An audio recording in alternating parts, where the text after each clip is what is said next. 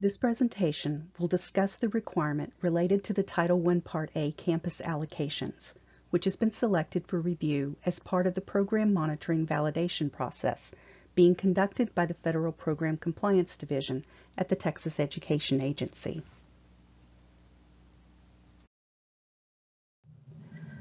This presentation is intended solely to provide general information and guidance to Texas LEAs, ESCs, nonprofit subgrantees, and participating private schools receiving equitable services. The content of this presentation reflects the Texas Education Agency's current understanding of statute and applicable federal guidance. The content of this presentation is subject to change as a result of future guidance or other updates provided by federal agencies with regulatory oversight of these programs. This presentation does not constitute legal advice, and entities are therefore advised to seek legal counsel regarding the information and guidance provided in this presentation before acting upon the information provided. The Texas Education Agency does not permit third-party recording or the use of artificial intelligence summary services during its grants-related trainings. Attendees of TEA's grant-related trainings may not use AI services, language models, applications, interfaces, or assistants to attend, review, or record the trainings. TEA further prohibits any person or entity from using the information included in its grants-related trainings to train AI technologies. Any attendees of TEA's grant-related trainings who violate this prohibition may be removed from the trainings and may be barred from attending future grants-related trainings. Documenting overall compliance for a program requirement may require several forms of documentation to be maintained locally and available upon request by TEA and/or an auditor. To ensure overall compliance with program requirements, LEAs should refer to the program guide and/or other program-related resources that reference the multiple forms of documentation required to be maintained locally. The documentation requested for submission during the validation process may not include all forms of documentation that are required to be maintained locally.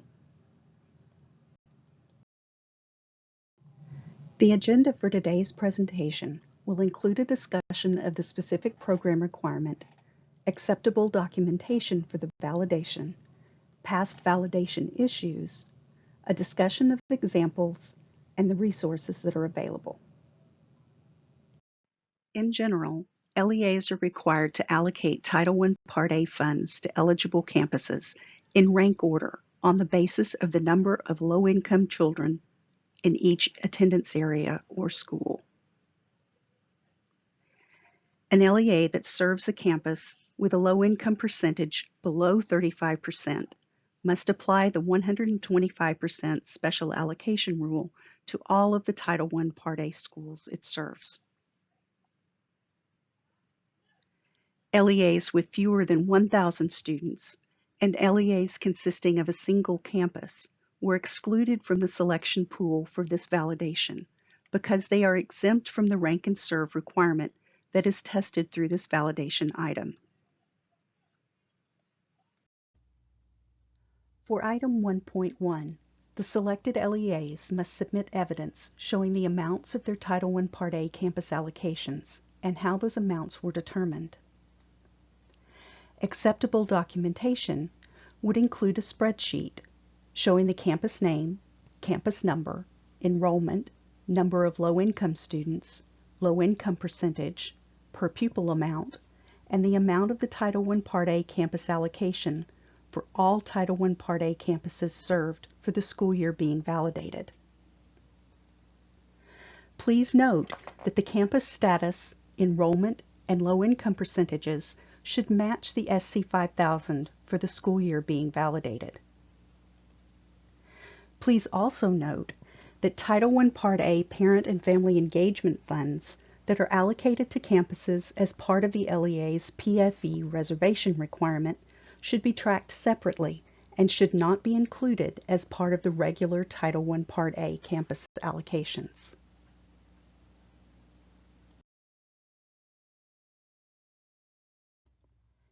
Issues that may result in an improvement needed status for this item include the following. Auditable documentation requested was not submitted. Campus allocations were not based on the number of low-income students. The rank and serve rules were not followed. If required, the 125% special allocation rule was not applied correctly, or the documentation submitted does not align with the SC 5000 for the applicable school year. For item 1.2, LEAs must submit evidence connecting the Title I Part A campus allocation calculations to the campus budgets. Acceptable documentation could include summary pages from the general ledger showing the amount of Title I Part A funds allocated to each campus.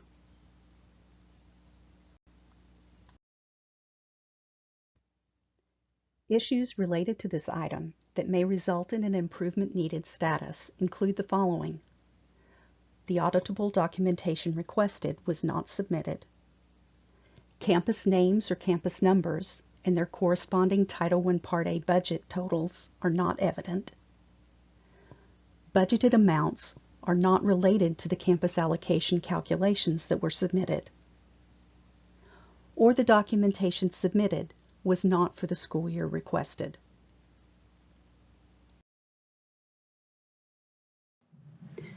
Okay, I'd like to take a couple of minutes now and address some of the issues that have come up in past validations of the Title I campus allocation requirement. First, among the issues that we've identified are that calculations are sometimes based on campus enrollment instead of on the number of low-income students. The statute requires that the campus allocation be based on the number of low-income students. So if the LEA has used campus enrollment to calculate the campus allocation, that is going to be a finding. The second issue that we found is that there are sometimes rounding issues that get built into the spreadsheet. When the LEA uses formulas to calculate the allocation amounts, sometimes rounding issues can get somehow buried inside the formulas, and so LEAs may be having rounding issues created that they don't actually realize are happening, and we'll discuss ways to find that out and to avoid it. There are also, on occasion, a mismatch with the campus listing in the SC 5000. The SC 5000 in the Consolidated Federal Grant Application is the official record of which campuses are considered Title I campuses.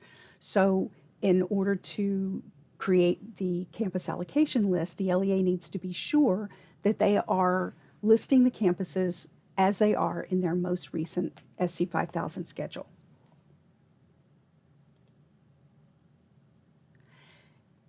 Another issue can be is that the math doesn't quite work. So your math teacher's advice about always checking your work is really important here. As we'll see in our example, sometimes it can look right on the spreadsheet, but when you actually do the math, it's somehow not quite right. So it always pays to double check your math. Sometimes we find that the LEA is grouping the campuses by grade span above 75% poverty, and that is something that is not allowed in statute. The statute requires that campuses that are above 75% poverty be served in rank order. So the LEA does not have the flexibility to group by grade span for campuses that are above 75% poverty. Campuses that are 75% poverty and below can be grouped by grade span. And lastly, something that can create issues for LEAs is if they are serving a campus that is below 35% poverty, the LEA is required to apply the 125% special allocation rule. And sometimes this is not done correctly. So the LEA is required to calculate what 125% of the campus allocation per pupil amount would be, taking the total number of low-income students in the LEA, including any low-income students at private nonprofit schools, and divide that by the total number of students in the LEA plus the total number of students at the private schools, and that is going to give a per pupil amount, which is then multiplied by 125%, which gives a minimum per pupil amount that the LEA is supposed to apply to all of its Title I campuses, not just the Title I campuses that are below 35% poverty. So that rule kicks in if the LEA is serving any campus that is below 35% poverty.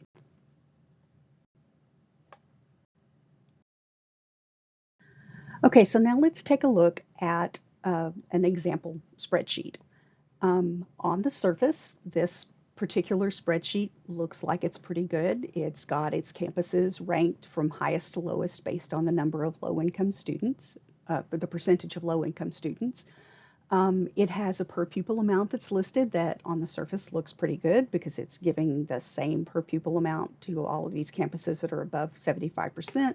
Then it gives another per pupil amount to campuses that are below 75%, and that's fine. That's an allowable thing. But what happens when we do the math, if we take the number of low-income students at this first campus on Elementary A, which is 535 students, and we multiply that by the $634.25 that they claim as the per pupil amount, we get an amount that is $339,323.75, which is not the amount that is listed here on the spreadsheet. So this is what I'm talking about when I say sometimes the math isn't mathing correctly. If you take the number of low-income students and you multiply it by the per pupil amount, you should get the amount for the campus allocation. So here it may be that there is a rounding issue somehow buried in the calculation. I couldn't tell because it was a PDF file that came to me, so I couldn't explore what the actual formula was, but that's my suspicion, is that there is a rounding issue in here somewhere. So if we look at what happens if we took the amount that they said they were giving to the campuses, which is the $339,063, and we divide that by the number of low-income students, we should get the per pupil amount that they list. And as you see here, we don't get that. We get $633.76 and a decimal point out 6 places. So there's obviously a problem here with the spreadsheet. Either it is not listing the campus allocation amounts correctly, or it is not listing the per pupil amounts correctly, one or the other. So this particular LEA, if they had checked their math, could have seen that there was a discrepancy somewhere, and would have been able to adjust their campus allocations. One other thing that we notice on this spreadsheet is down here where they are skipping 3 campuses. Now, in this particular case, this LEA has chosen to stop serving its campuses at the 80.78% mark, to skip 3 campuses that are above 75% poverty, and start serving again at 75.74% and serve then after 75%, they are choosing to serve the intermediate group and the elementary group down to 58.80%. And that's fine as far as it goes. But what this LEA should also do on its spreadsheet is to calculate the amount in supplemental state or local funds that it's going to be giving the skipped campuses. One of the reasons, or one of the requirements for skipping a campus, is that the skipped campus has to meet comparability of services requirements, and that the LEA is going to give the skipped campus an amount that is equal to the amount that it would have gotten from Title I Part A funds. So what it could do here is to calculate what it would have gotten in Title I Part A funds, and to indicate then that they're providing that amount from supplemental state or local sources, such as state compensatory education. So they could take the 146 students that are listed here for school N, multiply that by the whatever the actual per pupil amount is. We'll call it $634.25, since that's what's supposed to be showing here on the spreadsheet.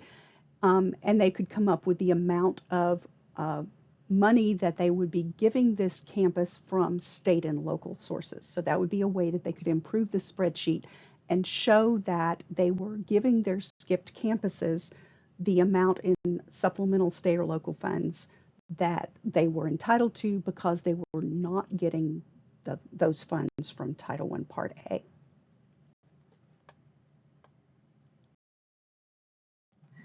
So again, some suggestions to consider when you're allocating Title I Part A funds to campuses. Please be sure that the campus list and the number of low-income students, the number of low-income percentages, match the most recent SC 5000 for the LEA. It's important that all of the campuses be listed, and it's important that the low-income percentages match, because the statute requires that the LEA make campus eligibility determinations and campus allocation determinations based on the same data set. So whatever the percentage was, or whatever the number of low-income students was that created the eligibility for that campus for Title I Part A services, those numbers need to be used to determine the amount of the Title I Part A funds that the campuses receive. The other thing is to be sure that the labeling on the spreadsheet is clear, that these are the Title I Part A campus allocations. It's fine for there to be other funds represented on the spreadsheet. For example, if the LEA is also putting on the spreadsheet what amount the campuses are getting from the Parent and Family Engagement Reservation of Funds, they can put them there.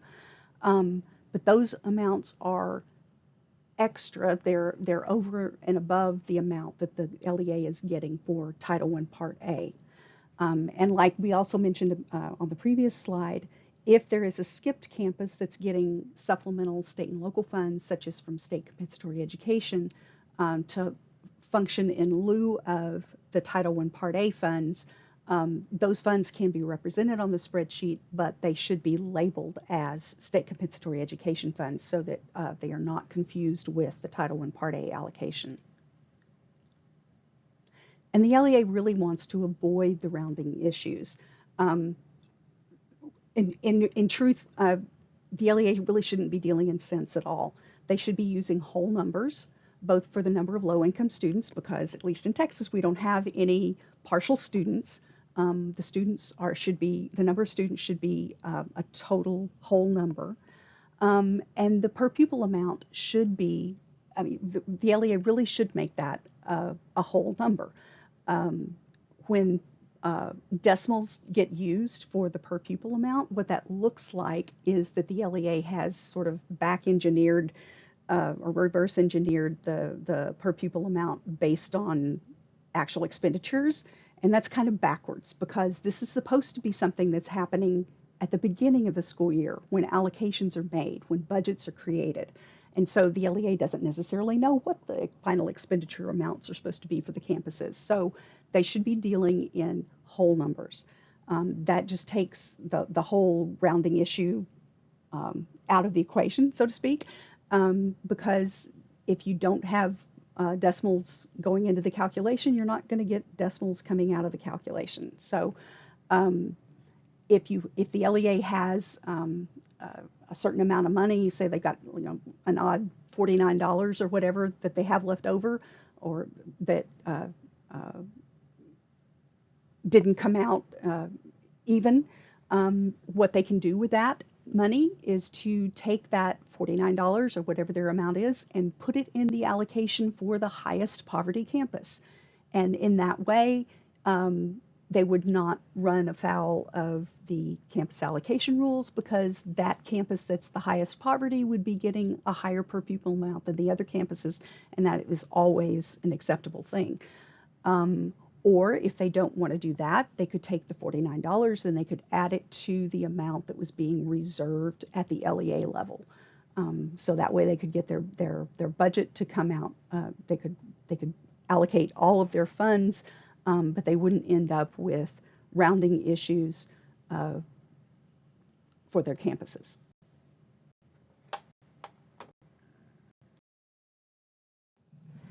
Next, we will review the resources and support that are available to assist LEAs in completing the program monitoring validation process.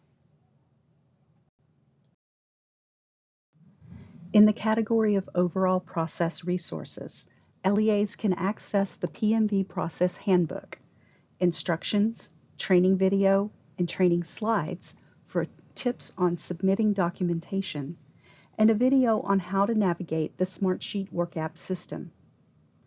These, as well as other program-specific resources, are available on the ESSA Program Monitoring Validations webpage.